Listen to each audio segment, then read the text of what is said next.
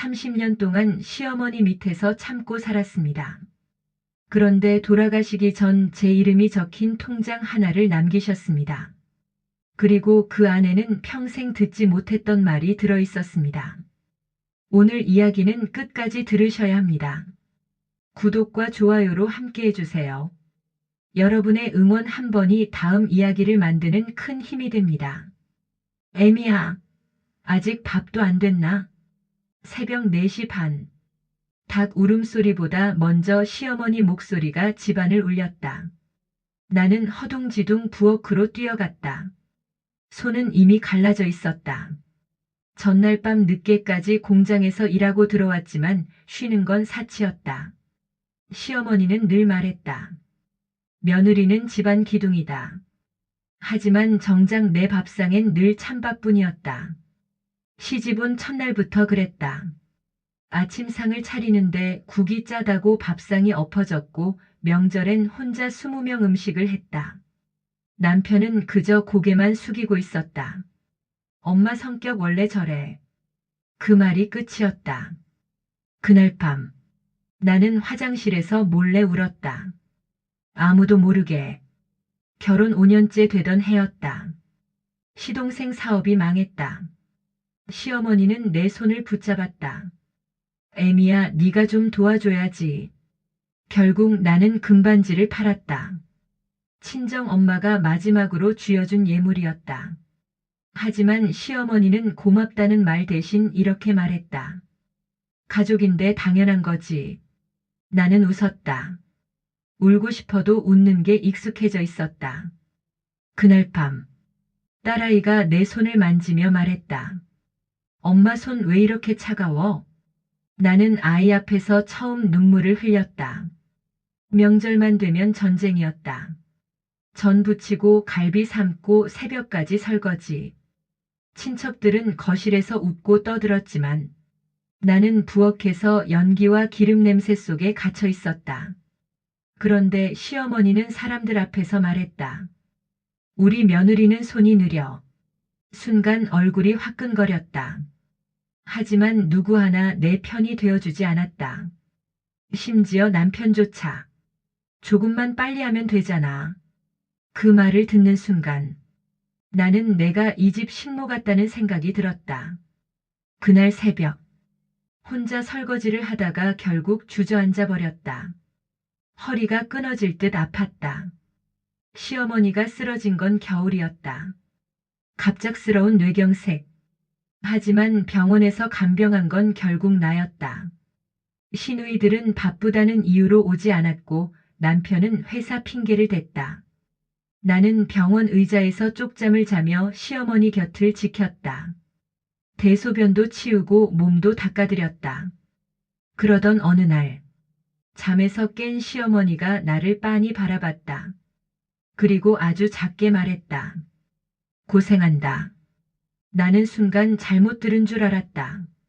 하지만 시어머니는 다시 눈을 감아버렸다. 그 짧은 한마디가 이상하게 가슴에 남았다. 퇴원 후에도 시어머니는 예전처럼 차가웠다. 마치 병원에서 했던 말이 없었던 것처럼. 하지만 나는 느낄 수 있었다. 가끔 나를 바라보는 눈빛이 달라졌다는 걸. 그러던 어느 여름날, 나는 시장에서 쓰러졌다. 과로였다. 눈을 뜨자 병원 천장이 보였다. 의사가 한숨을 쉬며 말했다. 이러다 큰일 납니다. 허리 디스크도 심하고 영양 상태도 엉망이에요. 그런데 병실 문 앞에 시어머니가 조용히 서 있었다. 평생 강하기만 하던 사람이 처음으로 흔들리는 눈빛으로 나를 바라보고 있었다. 그리고 그날 밤 시어머니는 아무도 모르게 작은 통장 하나를 만들었다. 며느리 이름으로. 비가 내리던 밤이었다. 병원 복도는 조용했다. 나는 젖은 우산을 접고 천천히 병실 문을 열었다. 산소 호흡기에 의지한 시어머니가 힘겹게 숨을 쉬고 있었다. 불과 몇 달 전까지만 해도 고함치고 잔소리하던 사람이었다. 그런데 지금은 너무 작고 약해 보였다. 나는 말없이 이불을 정리해드렸다. 메마른 손등이 눈에 들어왔다. 그 손으로 평생 나를 밀어내고 또 그 손으로 자식들 키우며 살아왔겠지. 나는 물수건으로 시어머니 손을 닦아드렸다. 그러자 감겨있던 눈이 천천히 열렸다. 왔나? 작은 목소리였다. 나는 억지로 웃었다. 네, 어머니. 죽 드시겠어요? 시어머니는 한참 말이 없었다. 창밖 빗소리만 병실 안을 채웠다. 그러다 아주 힘겹게 입을 열었다. 애미야. 나는 무심코 대답했다. 네. 하지만 다음 말은 예상하지 못했다. 네 손 참 많이 상했네. 순간 심장이 철렁 내려앉았다. 평생 처음이었다. 내 손을 봐준 사람이. 나는 급히 고개를 숙였다. 괜히 눈물이 날 것 같았다. 시어머니는 떨리는 손으로 내 손등을 한번 쓸어내렸다. 거칠고 차가운 손이었다. 내가 너 참 많이 힘들게 했다. 나는 숨이 막혔다. 30년 동안 기다렸던 말이었다. 하지만 이상하게 기쁘지 않았다. 너무 늦어서, 너무 오래 아파서. 나는 겨우 입을 열었다. 괜찮아요. 하지만 목소리가 자꾸 떨렸다. 시어머니는 힘겹게 숨을 몰아쉬며 말했다. 안 괜찮았겠지. 그 말에 결국 눈물이 터졌다. 나는 병실에서 처음으로 소리 없이 울었다. 시어머니는 천장을 바라본 채 말했다. 내가 미안하다. 그 한마디를 남기고 한동안 말을 잇지 못했다. 심장 모니터 소리만 조용히 울렸다. 잠시 후 시어머니가 아주 작게 말했다. 장롱 안에 있다. 나는 무슨 말인지 몰라 얼굴을 가까이 했다. 니 줄 거. 그리고 떨리는 손끝이 아주 천천히 내려앉았다. 삐. 차가운 기계음이 병실을 울렸다. 나는 멍하니 시어머니를 바라봤다. 평생 무섭기만 했던 사람이 그날 처음으로 너무 외로워 보였다. 애미야, 그동안 고생했다. 그 말을 마지막으로 시어머니는 눈을 감았다. 장례식장 구석에 앉아있던 나는 끝내 울지 못했다. 눈물보다 먼저 밀려온 건 허무함이었다. 30살의 시집와 어느새 60이 됐다. 30년. 그 긴 세월 동안 나는 단 하루도 편히 살아본 적이 없었다. 새벽 5시에 일어나 밥을 짓고 시아버지 도시락 싸고 시동생 학비 대느라 허리 휘도록 일했다. 남편은 늘 말했다. 엄마 성격 원래 그런 거니까 좀 참아. 참았다. 정말 미련할 정도로 참았다. 시어머니는 평생 나를 이름으로 부른 적이 없었다. 애미야. 그게 전부였다. 칭찬도 없었다. 생일상도 없었고 수고했다는 말도 없었다. 명절이면 혼자 20명 밥상을 차렸고 허리 디스크가 터져 병원에 실려가던 날에도 시어머니는 말했다. 손님들 오는데 누워있으면 웃잖아. 그날 나는 병원 링거를 맞고 다시 집으로 돌아왔다. 그런데 장례식 마지막 날 시어머니 방 장롱에서 작은 통장 하나가 발견됐다. 그리고 통장 위에는 짧은 메모가 놓여 있었다. 우리 며느리 주라. 순간 친척들 눈빛이 변했다. 남편도 놀란 얼굴이었다. 나는 멍하니 통장을 바라봤다. 평생 차갑기만 했던 시어머니가 왜 내 이름을 남긴 걸까? 아직 아무도 몰랐다. 그 통장 안에 숨겨진 엄청난 비밀을. 형님, 혹시 돈 있는 거 아니에요? 작은 시누이가 먼저 입을 열었다. 순간 장례식장 분위기가 묘하게 바뀌었다. 아까까지만 해도 슬픈 척하던 얼굴들이 전부 통장만 바라보고 있었다. 남편이 헛기침했다. 에이, 엄마가 무슨 돈이 있다고. 하지만 남편 눈빛도 흔들리고 있었다. 나는 조심스럽게 통장을 펼쳤다. 잔액을 확인하는 순간 손끝이 떨렸다. 어머 세상에. 무려 3억 8천만 원. 장례식장 안이 조용해졌다. 신우이 입이 벌어졌다. 엄마가 저 돈을 어떻게 모았대? 그러자 큰아주버님이 낮게 말했다. 혹시 집 팔려고 모아둔 거 아냐? 그 순간이었다. 통장 사이에서 낡은 봉투 하나가 떨어졌다. 봉투 겉면에는 삐뚤빼뚤한 글씨가 적혀 있었다. 애미야 혼자 볼 것. 모두의 시선이 나에게 쏠렸다. 남편이 말했다. 뭐야? 읽어봐. 나는 이상하게 심장이 두근거렸다. 봉투를 여는 손이 떨렸다. 그리고 그 안에는 내가 평생 한 번도 듣지 못했던 말들이 적혀 있었다. 애미야, 나는 평생 니한테 미안했다. 그 첫 문장을 읽는 순간 눈물이 왈칵 쏟아졌다. 시어머니가 미안했다고. 나는 믿을 수가 없었다. 편지에는 이런 내용이 적혀 있었다. 네 시집 왔을 때 나는 네가 미웠다. 내 아들 빼앗아 가는 것 같았고 가난한 집안이 창피하기도 했다. 그래서 더 독하게 굴었다. 나는 숨이 막혔다. 30년 동안 단 한 번도 듣지 못했던 진심이었다. 근데 사람 마음이 참 이상하더라. 네가 새벽마다 일어나 밥하고 아픈 내 다리 주물러주고 돈 없어도 시동생 등록금 대주는 거 보면서 내가 점점 부끄러워졌다. 나는 편지를 읽다 결국 주저앉았다. 남편도 충격받은 얼굴이었다. 시누이들은 아무 말도 하지 못했다. 그리고 마지막 문장. 이 돈은 네 인생 살아라. 우리 집 때문에 고생한 값이다. 이제 네 하고 싶은 거 하면서 살아라. 그 순간 30년 동안 참아왔던 감정이 한꺼번에 무너졌다. 나는 장례식장에서 처음으로 엉엉 울기 시작했다. 집으로 돌아온 뒤에도 마음이 진정되지 않았다. 나는 밤새 시어머니 편지를 읽었다. 수십 번 읽고 또 읽었다. 그런데 이상한 건 읽을수록 화가 났다. 왜 이제야 이런 말을 하는 걸까? 왜 살아있을 때 단 한 번도 따뜻하게 말해주지 않았을까? 나는 통장을 붙잡고 울었다. 그때 남편이 조용히 말했다.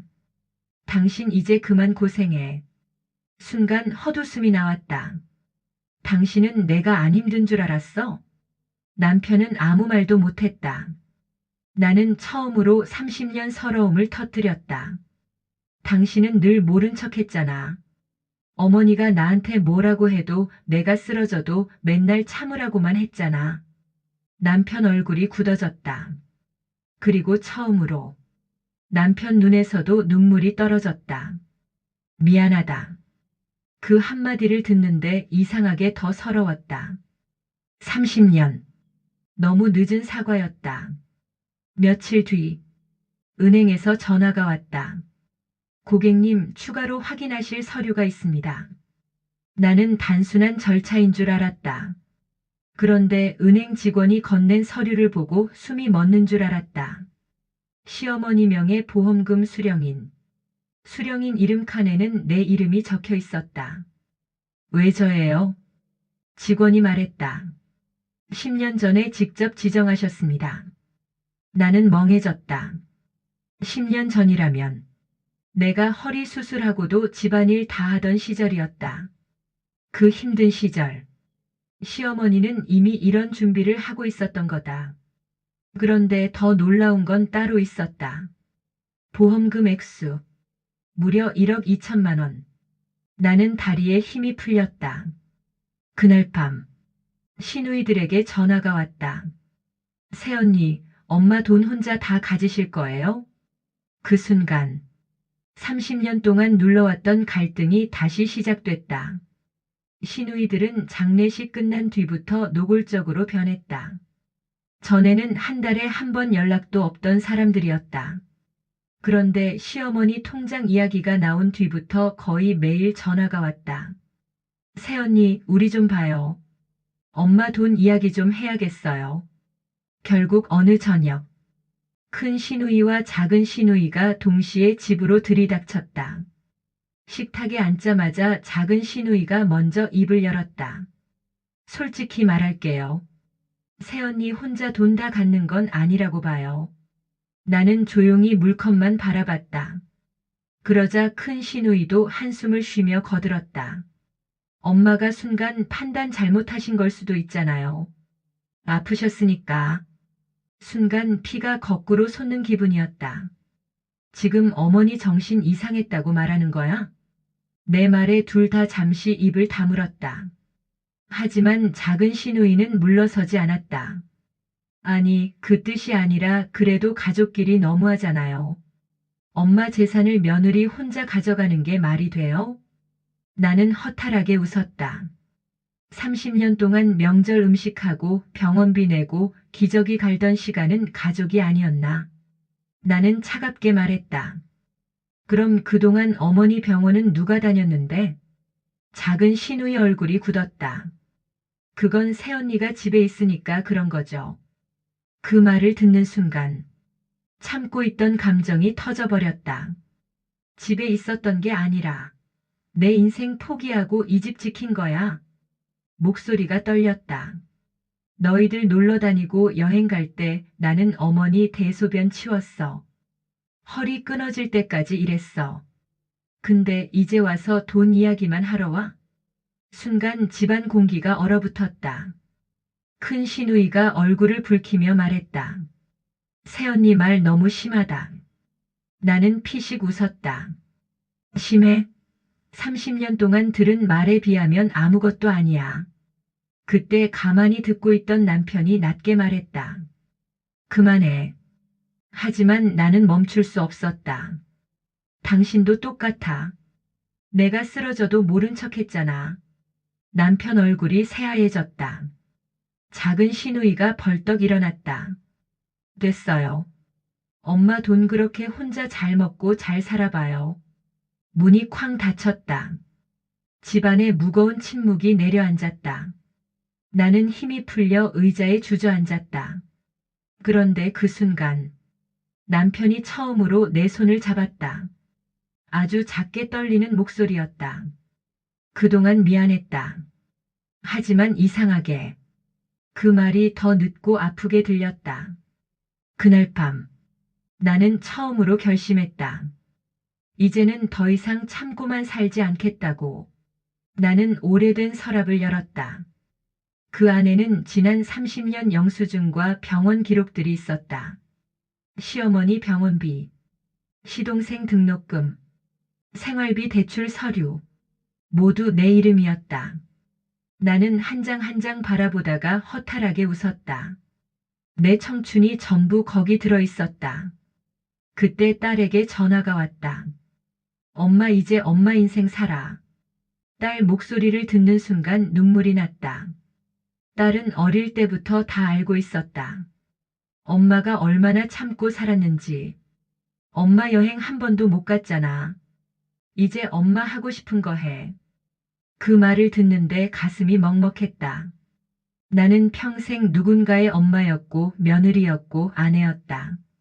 정작 나로 살아본 적은 없었다. 며칠 후 시어머니 유품을 정리하다 오래된 사진첩 하나를 발견했다. 사진 속에는 젊은 시어머니 모습이 있었다. 놀랍게도 환하게 웃고 있었다. 나는 처음 보는 얼굴이었다. 사진 뒤편에는 짧은 글이 적혀 있었다. 나도 한때는 꿈이 많았다. 순간 마음이 이상해졌다. 시어머니도 누군가의 딸이었고 젊은 여자였던 시절이 있었던 거다. 아마 삶이 너무 힘들어서 그 상처를 나에게 쏟아낸 걸지도 몰랐다. 하지만 그렇다고 모든 상처가 용서되는 건 아니었다. 나는 사진첩을 덮으며 조용히 말했다. 어머니 너무 늦었어요. 남편이 술에 취해 들어온 날이었다. 그는 갑자기 내 앞에 무릎을 꿇었다. 당신한테 미안하다. 나는 놀라 아무 말도 못했다. 남편은 울먹이며 말했다. 엄마 무서워서 모른 척했다. 당신 힘든 거 다 알면서. 그 말을 듣는데 가슴 한쪽이 무너졌다. 나는 남편을 미워하면서도 한편으로는 불쌍했다. 평생 엄마 눈치만 보고 산 사람이었으니까. 하지만 상처는 이미 너무 깊었다. 어느 날, 나는 혼자 바다로 여행을 떠났다. 결혼 후 처음이었다. 새벽 바닷가를 걸으며 이상하게 눈물이 났다. 아무도 찾지 않는 아침. 밥하지 않아도 되는 하루. 그 자유가 낯설었다. 나는 작은 카페에 들어갔다. 창밖 바다를 바라보는데 시어머니 편지 마지막 문장이 떠올랐다. 네 인생 살아라. 그 순간 나는 처음으로 웃었다. 여행에서 돌아온 지 며칠 뒤였다. 늦은 저녁. 초인종이 울렸다. 문을 열자 큰 시누이가 서 있었다. 예전처럼 날카로운 얼굴이 아니었다. 눈은 퉁퉁 부어 있었고 손에는 낡은 보자기 하나가 들려 있었다. 잠깐 이야기 좀 해도 돼요? 나는 말없이 그녀를 들였다. 한참 동안 말이 없었다. 그러다 큰 시누이가 떨리는 손으로 보자기를 내밀었다. 그 안에는 시어머니가 생전에 쓰던 낡은 스웨터와 작은 수첩이 들어 있었다. 엄마 유품 정리하다가 찾았어요. 나는 조심스럽게 수첩을 펼쳤다. 거기엔 삐뚤빼뚤한 글씨로 짧은 메모들이 적혀 있었다. 며느리 허리 아프다 했는데 파스라도 사줄 걸. 오늘도 새벽부터 일한다. 미안한데 말이 안 나온다. 그 순간 눈물이 뚝 떨어졌다. 시어머니는 평생 아무 말도 하지 않았지만 혼자 그렇게 마음속에 담아두고 있었던 거다. 큰 시누이도 결국 울음을 터뜨렸다. 엄마가 돌아가시기 전에 그러더라고요. 내가 제일 잘못한 사람은 큰며느리다라고. 나는 고개를 숙인 채 아무 말도 하지 못했다. 엄마가 마지막 며칠 동안은 새언니 걱정만 했어요. 쟤는 평생 남 걱정만 하다가 자기 인생 못 살았다고. 순간 가슴이 무너져 내렸다. 왜 살아계실 때는 그 말을 못했을까? 왜 서로 미안하다는 말 한 번 제대로 못하고 살아야 했을까? 나는 결국 참았던 울음을 터뜨렸다. 어머니가 나 미워한 줄만 알았어. 큰 시누이도 눈물을 닦으며 말했다. 엄마도 평생 후회하셨대요. 그날 밤, 나는 시어머니 스웨터를 끌어안고 오래 울었다. 희미하게 남아있는 섬유유연제 냄새가 이상하게 너무 서러웠다. 마음 한켠이 천천히 무너져 내리고 있었다. 나는 통장 일부 돈으로 작은 꽃집을 열기로 했다. 젊었을 때 꿈이었다. 하지만 시집 오면서 포기했었다. 남편은 놀란 얼굴이었다. 당신 꽃 좋아했었지. 나는 씁쓸하게 웃었다. 당신은 그것도 몰랐구나. 남편은 아무 말도 하지 못했다. 꽃집 인테리어를 하는 동안 나는 오랜만에 살아있는 기분을 느꼈다. 꽃집 오픈 첫날, 예상치 못한 손님이 찾아왔다. 바로 작은 시누이였다. 나는 어색하게 인사했다. 그런데 그녀는 작은 화분 하나를 건넸다. 새언니 미안했어요. 나는 놀랐다. 엄마 돌아가시고 나서 알았어요. 새언니가 우리 가족 다 먹여 살린 거. 그 순간 30년 응어리 중 아주 작은 조각 하나가 풀어지는 기분이었다. 꽃집은 생각보다 잘 됐다. 동네 사람들은 따뜻한 꽃집 분위기를 좋아했다. 나는 매일 꽃향기 속에서 웃기 시작했다. 그러던 어느 날, 한 할머니 손님이 말했다. 사장님 얼굴이 참 편안해졌어요. 나는 순간 멍해졌다. 평생 처음 듣는 말이었다. 편안해 보인다는 말. 그날 집으로 돌아오는 길, 나는 하늘을 올려다봤다. 왠지 시어머니가 생각났다. 남편도 조금씩 변하기 시작했다. 처음으로 설거지를 했고 처음으로 내 생일상을 차렸다. 어색한 미역국이었다. 하지만 나는 울컥했다. 남편이 조용히 말했다. 이제라도 잘하고 싶다. 나는 대답하지 못했다. 상처는 쉽게 사라지지 않았다. 하지만 처음으로 우리 부부는 서로를 바라보기 시작했다. 어느 비 오는 날, 나는 시어머니 산소를 찾아갔다. 그리고 처음으로 솔직한 마음을 말했다. 어머니 정말 많이 미웠어요. 빗물이 떨어졌다. 나는 한참 울었다. 그래도 마지막엔 고맙다는 생각도 들어요. 만약 그 통장과 편지가 없었다면 나는 평생 미움 속에 살았을지도 몰랐다. 딸이 말했다. 엄마 요즘 웃는 거 보기 좋아. 나는 거울을 바라봤다. 정말이었다. 언제부터인가 내 얼굴에서 도끼가 사라지고 있었다. 나는 깨달았다. 행복은 거창한 게 아니었다. 누군가 눈치 보지 않고 숨 쉬는 하루. 그게 행복이었다. 꽃집은 동네 명소가 됐다. 사람들은 꽃보다 내 이야기를 더 좋아했다. 사장님은 어떻게 그렇게 밝게 사세요? 나는 웃으며 말했다. 많이 울어봤거든요. 그리고 속으로 생각했다.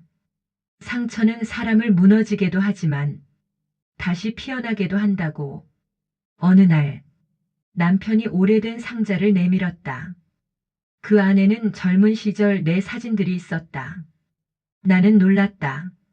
남편이 조용히 말했다. 당신 예쁜 모습 다 기억하고 있었다. 순간 눈물이 핑 돌았다. 우리는 너무 오래 서로를 외면하며 살았다. 하지만 늦게라도 조금씩 다시 가족이 되어가고 있었다. 봄이었다. 꽃집 앞 벚꽃이 흐드러지게 피어 있었다. 나는 의자에 앉아 따뜻한 햇살을 바라봤다.